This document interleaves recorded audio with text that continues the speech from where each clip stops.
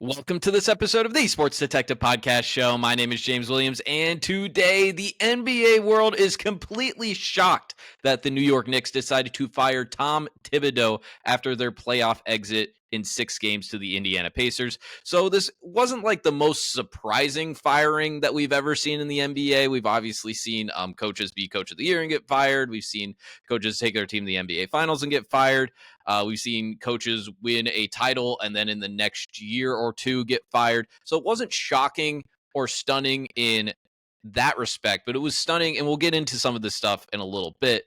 But the main reason that it was kind of stunning is if you listen to most of the Knicks insiders over the last few days, it was like some of them might have disagreed with this or thought, hey, maybe it is a good idea for the Knicks to move on.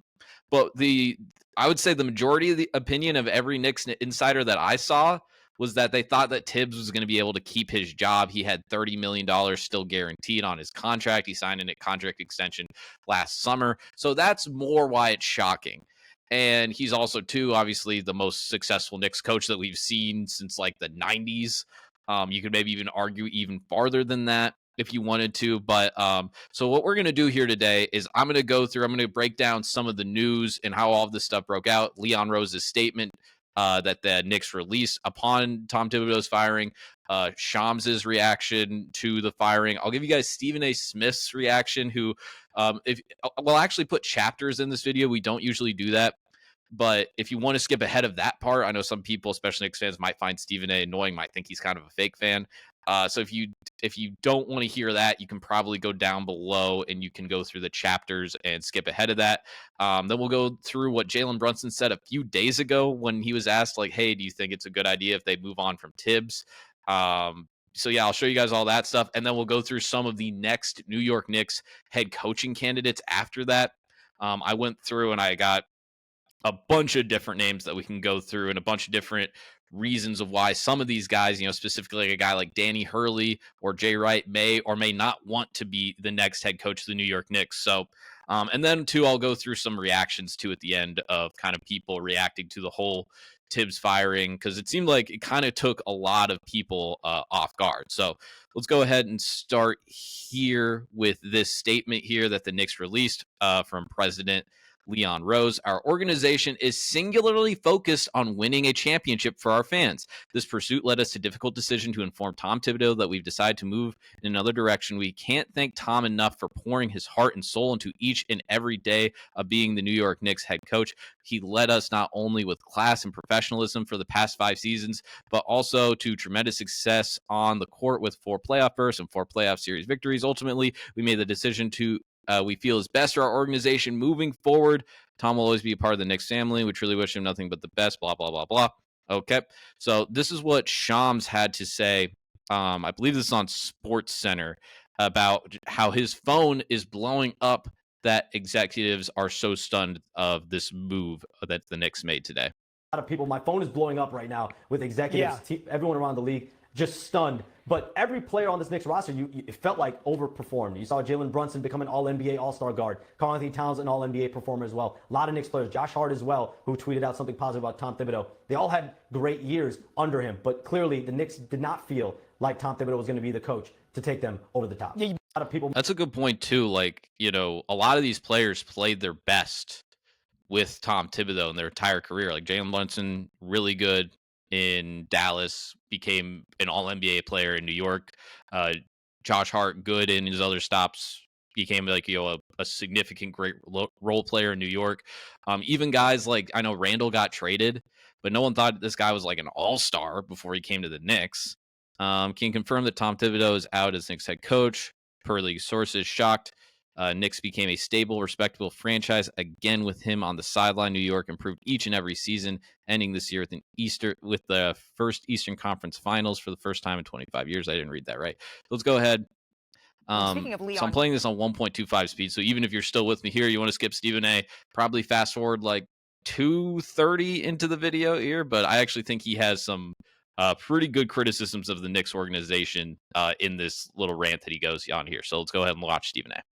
And speaking of Leon Rose, in the Knicks announcement, Leon Rose made a statement, Stephen A., and in it he says, our organization is singularly focused on winning a championship for our fans. I'm curious if you think they're a step closer by doing this, by making this move. No, they're not a step closer. And to be quite honest with you, I think we all as New Yorkers should find Leon Rose's statement offensive. Get the hell in front of a microphone and a camera and answer questions. Stop being a coward. Because that's how he's acting. I'm not calling him that as a man or as a person. I'm saying that's how he's been acting as president of the New York Knicks when it comes to communicating with the media and articulating the decisions that you make and why they are being made. This is the problem with the arrogance of the New York Knicks, okay? They deserve credit for what they've achieved. I applaud them for elevating us from basketball purgatory into relevance. I truly, truly believe that. But in the same breath, when you make the potpourri of decisions that you have made, could you have the decency to stand before the media and answer the questions? Stand before the growing public and answer the question. That statement is as weak as it gets. It emanates from a James Dolan-run organization who doesn't want to communicate with the media himself, who never wants to answer any questions, and they get away with it because they don't have to answer to anybody because they know that Knicks fans are still going to show up at Madison Square Garden, patronizing their product and their brand, and doing everything that they can to make sure that they support the team. The New York Knicks as an organization know that that's coming. They know that you're going to support the Knicks no matter what Leon Rose does, no matter what James Dolan does, and that's why they get away with acting the way that they're acting. Leon Rose has done a damn good job. Nobody can deny that. But it hasn't been a flawless situation. There are moves that could have been made that could have better positioned the New York Knicks to be in a championship situation, the one that they're craving for now. But it hasn't happened. And then you're going to issue some weak-ass statement like we really, really care? I don't care about that damn statement. I want to see Leon Rose stand before the camera and justify firing a man that just took you within 2 games of a berth to the NBA Finals right after you decided to trade 5 picks for a guy that never even made an All-Star. I love Mikal Bridges. I love the fact that he's a member of the team. But the fact of the matter is that he has an up and down year. And when you look at a Luka Doncic being acquired for Anthony Davis at just 1 pick, when you look at some other moves that have been made and it didn't require those level of assets departing, and you give up 5 first-round picks, including 4 unprotected for Mikal Bridges, and that vastly contributes to compromising the vision and the aspirations that you have, stand before the media and answer them. He's 100% right with that. Because there's all this stuff now going on with like Giannis trade rumors. This offseason, if you just wouldn't have blown your wad on that Bridges trade, you still could have made the Cat trade. And then you probably could have packaged Cat with a bunch of these picks for a Giannis. But right now, they don't have any picks for Giannis. I saw a trade suggestion from Tom Haberstroh at Yahoo. I'm pretty sure the pick that the Knicks have next offseason, it's a 2026 first-round pick. I'm pretty sure that belongs to the Wizards. Knicks fans, correct me if I'm wrong. But I'm pretty sure it's a top 8 protected pick. If that pick is going to be in the top 8, which the Wizards are going to suck next year, so it will, that will be conveyed into 2 second-round picks. So why would the Milwaukee Bucks want that? Questions. But we can't expect Leon Rose to do that because since James Dolan has arrived, that's not something that he likes, and Leon Rose seems to fit right in. A matter of fact, one could legitimately argue that his willingness to avoid the media to answer these questions is just as much of a big reason as to why he got the job as it is the job that he actually did, which has been a pretty damn good job. Dang. You know, I was going to do a video, and it wasn't going to be the title of the video, but I was going to make a point in it about Stephen A. being washed. And I was going to put him on watch, if I can say that correctly. But the fact that he just threw like potpourri of excuses or something, I can't even remember why he used the word potpourri in there, but that was beautiful, man. Stephen A. throwing 105 on that one. Even if you're a Knicks fan, and I understand if you're annoyed of him just kind of being a fake fan, which I saw some people talking about. I don't blame you for that, but that was a pretty awesome rant there. Shout out to Stephen A. for that. So today the New York Knicks fired Tom Thibodeau. This is Jalen Brunson 3 days ago when asked if Tibbs should be fired. Let's go ahead and listen to Jalen. You talk about the confidence, obviously. I feel like nobody takes more criticism than Tom, and this team obviously has turned around during his tenure. Do you kind of feel that going forward he's the same guy to lift you guys the rest of the way, that next level? Is that a real question right now?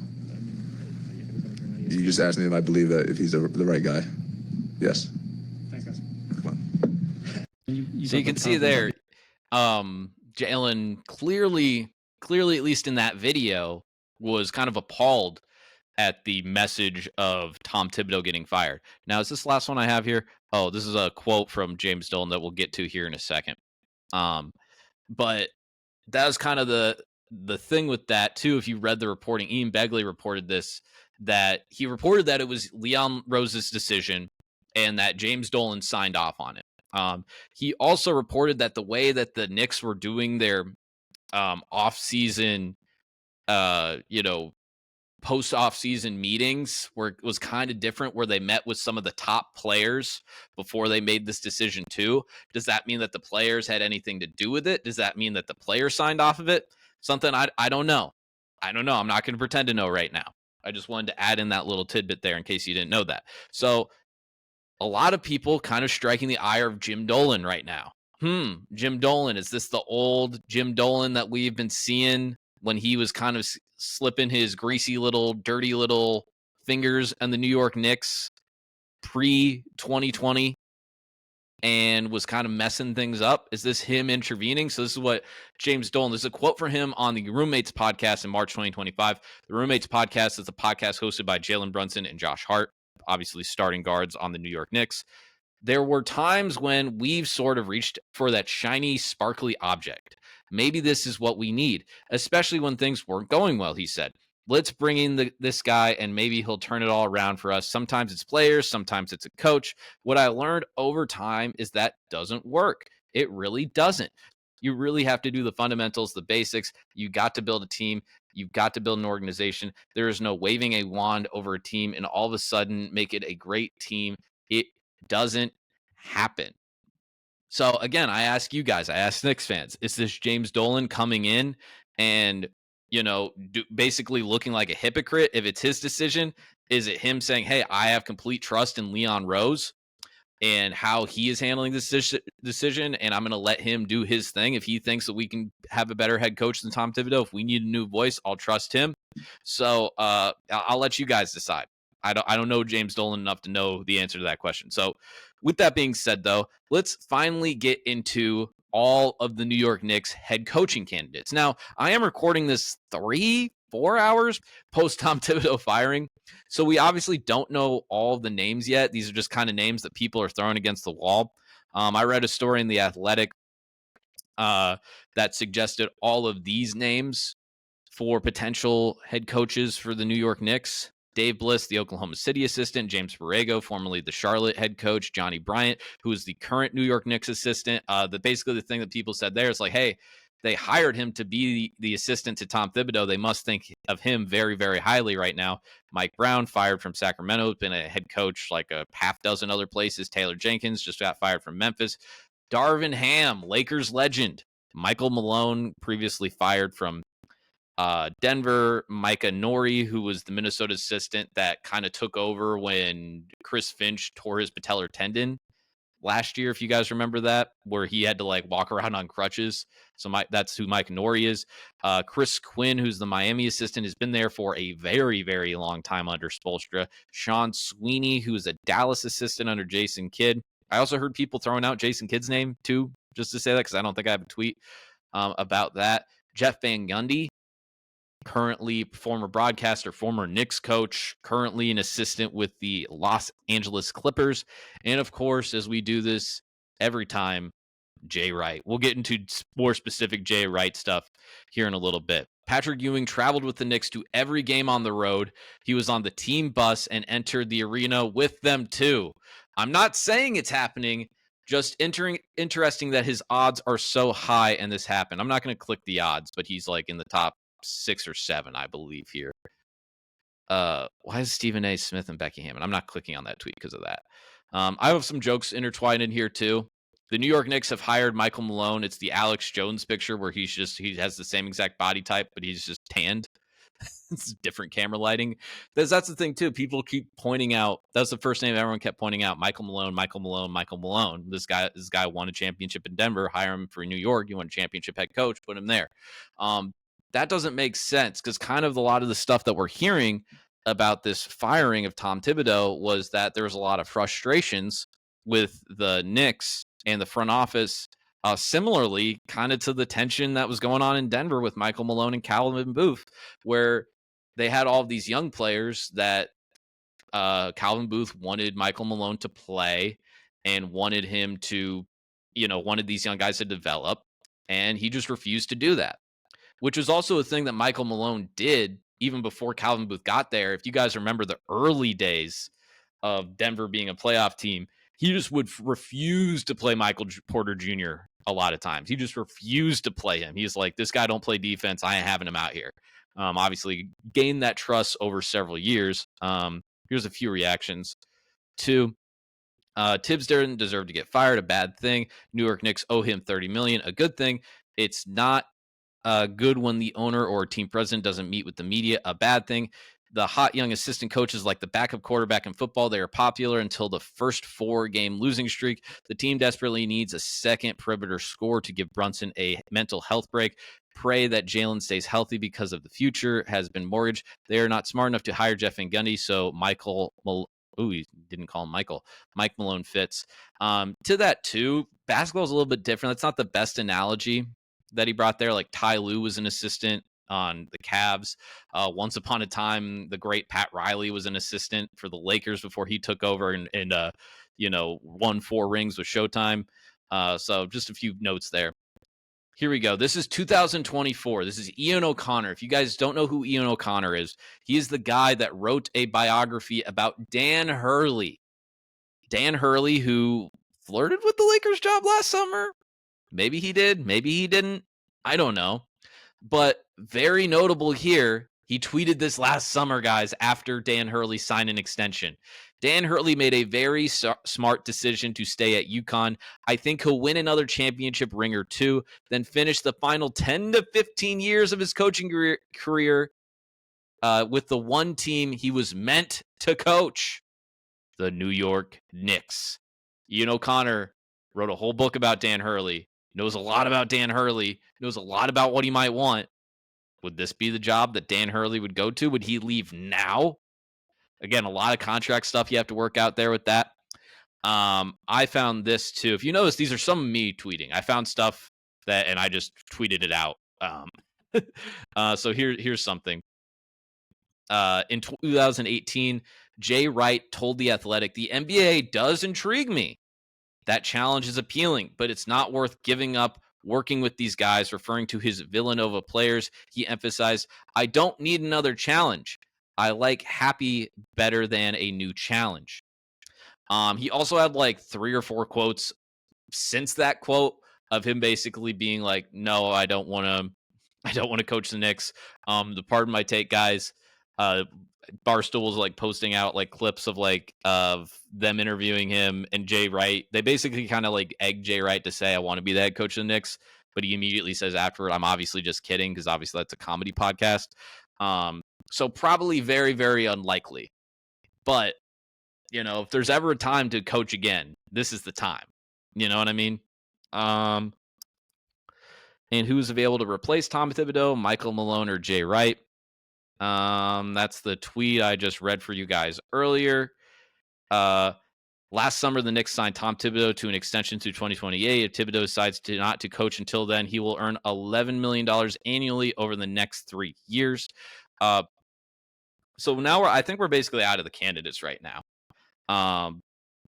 So we're kind of just going to run through a bunch of the reactions from this. So if you're going to tap out at this point, you don't care about the reactions to this, please go ahead and subscribe. Hit that like button if you haven't done so already. Best thing you can do to help support the show, and I will love you forever if you do that. So if you do that stuff, if you're ready to tap out of this video, don't blame you. But stay around. I have some stats and I got some jokes for you guys. So Magic Johnson surprisingly tweeted in the moment. He's usually a guy that tweets like 3 days after something happens in the NBA. Wow. I can't believe the New York Knicks coach Tom Thibodeau was fired today after leading the Knicks to the Eastern Conference Finals. Mind blown. The biggest question is, why was he fired? Now, who will be the next coach of the Knicks? We just went over that, Magic. Maybe you should watch. Here's how Tibbs' teams did the year after firing him. The Bulls went from 50-32 under Tibbs to 42-40. With mostly the same roster, Wolves fired Tibbs after a 19-21 start, went 17-25 the rest of the year, and 19-45 following year after trading Jimmy Butler. Hey, man, that was the thing I was thinking about. The Bulls haven't even won a series. They barely made the playoffs since Tibbs left. Josh Hart said forever grateful. Thank you. in reaction to his coach being fired. The Knicks playoff series wins 4 under Tom Thibodeau, 1 under the previous 13 coaches combined. That's insane that they have had that many coaches. The grass is not always greener. We'll see. Guessing there may be other changes for Knicks coming with a prominent new voice coming in. That guy's a guy that does Bucks content, by the way. Claire DeLune, who I believe she's an NBA awards voter. Wow, this one actually shocks me. I'm on the record as saying I think Tibbs has a ceiling as a head coach, but bringing a team to their first conference finals in 2 decades and getting fired right after is so cold. Couldn't agree more. Tom Thibodeau is the second coach in NBA history to be fired by 2 different teams following 50-win seasons. Oh, poor Tibbs, our guy.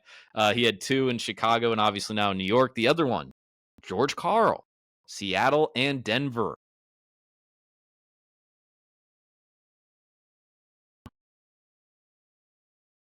There is a legitimate case that Tibbs took this Knicks teams to its ceiling based on a new voice, and it's necessary, but my honest feel is Tibbs outperformed expectations and is being scapegoated for issues Karl-Anthony Towns brought on. Wonder if Jay Wright has an itch to coach. The thing with the Town stuff, I get all of the defensive stuff, but I think people are forgetting, what was the alternative? The alternative was having this clunky roster with Julius Randle and Dante DiVincenzo. And they really Mitchell Robinson only played 17 games this year, so you really didn't have that much time to kind of experiment with the defense, kind of a lineup that the Timberwolves did last year, where they were playing Cat primarily as the 4.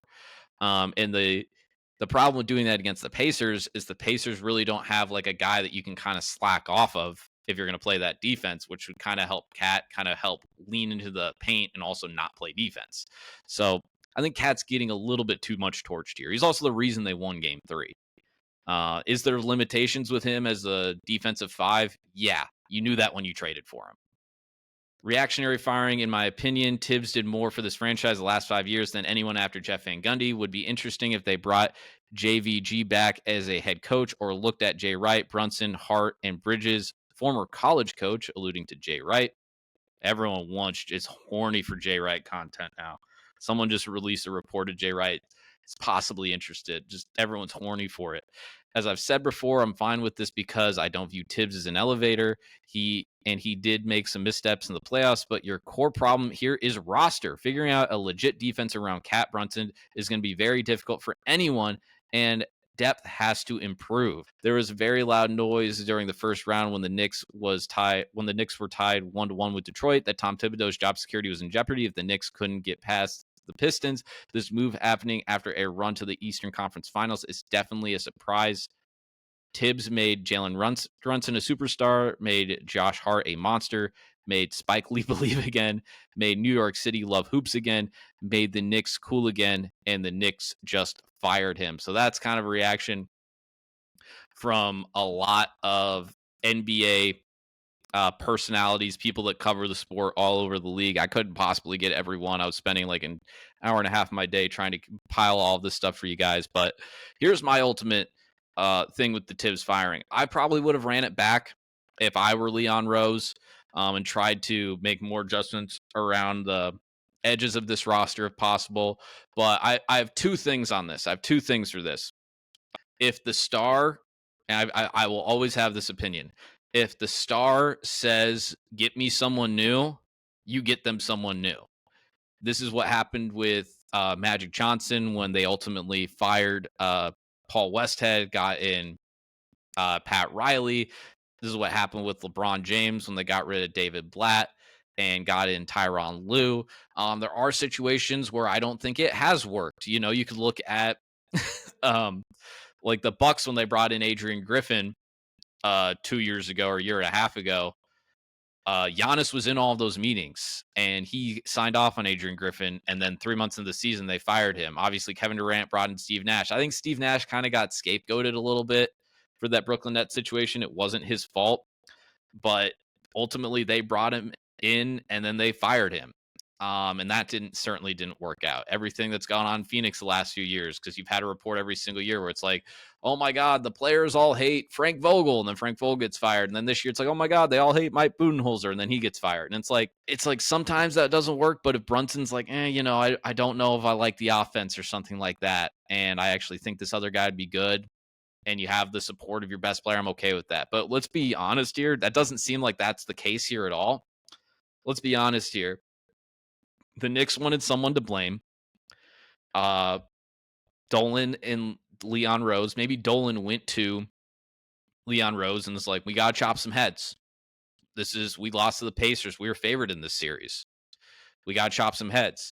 And it's easier to fire a coach than it is to trade Karl-Anthony Towns for Giannis, or to move Mikal Bridges, who you just gave up 1 million picks for, or to move OG Anunoby, who you guys signed to a big extension, or to move Josh Hart, who does a podcast with Jalen Brunson, or to move Mitchell Robinson, who has, questionable value out in the open market, or to, really make substantial changes with your roster.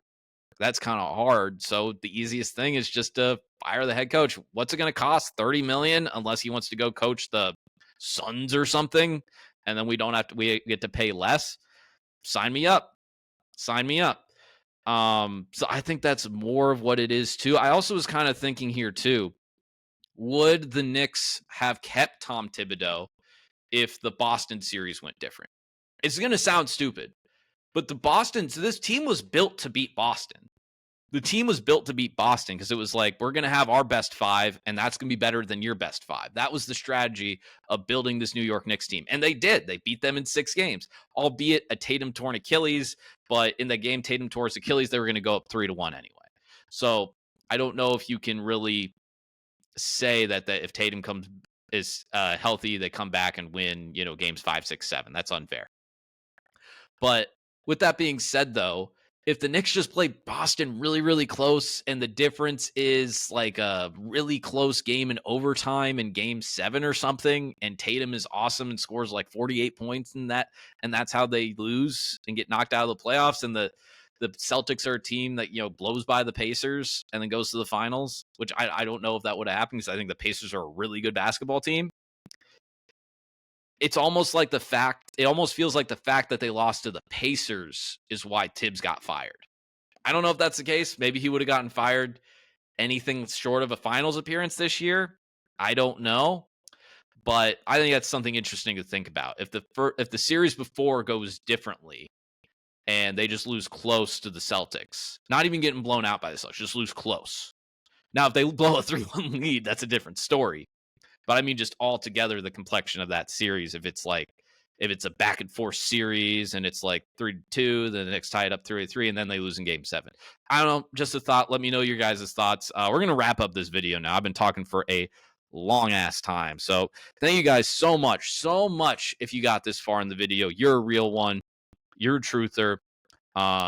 I need to come up with a name for people that watch all my videos, especially long ones like this, because I love you so much. If you got this far, really appreciate it. If you like this video, again, hit like, hit subscribe, leave a comment. Doing those 3 things, best things to do to help support this video, push this out in the algorithm even further.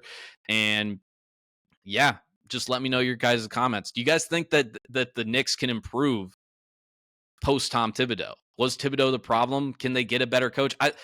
It's a thing I probably should have mentioned earlier. It's like, I don't know if they can get a better coach. I don't know if like Michael Malone's going to make that much of a difference, or like Dan Hurley or Jay Wright's going to make that much of a difference.